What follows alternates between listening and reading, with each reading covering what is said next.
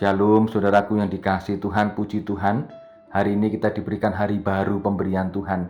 Dan tentu ini adalah sesuatu yang luar biasa. Firman Tuhan menyapa kita pada kesempatan hari ini.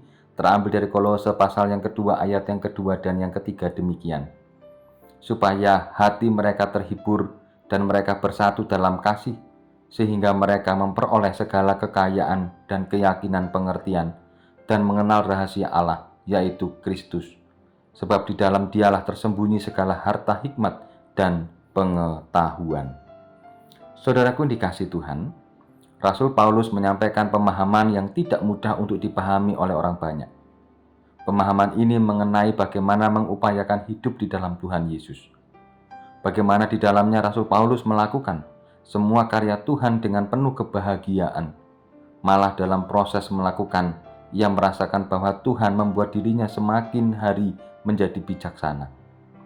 Jadi ketika manusia benar-benar melakukan pemahaman sesuai dengan kehendak Tuhan, maka tidak dilihat sebagai kerugian, tetapi justru semakin melengkapi pemahaman yang dimilikinya.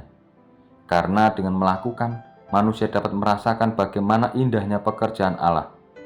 Dengan demikian, manusia dapat memahami kebijaksanaan Tuhan.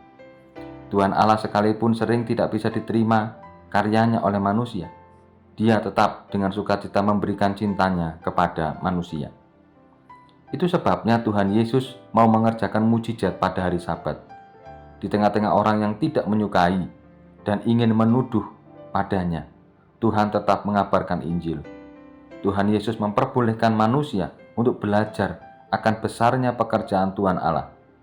Pekerjaan yang dilakukannya bukan hanya memulihkan keadaan sesama manusia yang mati tangannya, tetapi juga memperlihatkan bagaimana hidup yang seharusnya dijalani dan benar-benar diberkati.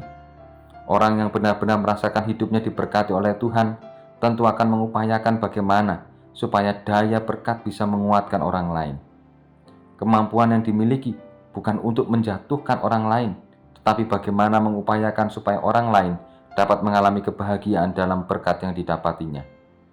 Pemahaman tentang berkat yang demikian jarang bisa benar-benar dilakukan.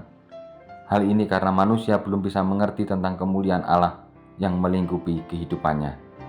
Mari saudaraku yang dikasihi Tuhan, semakin hari, mari kita memperdalam pengetahuan kita di dalam Kristus.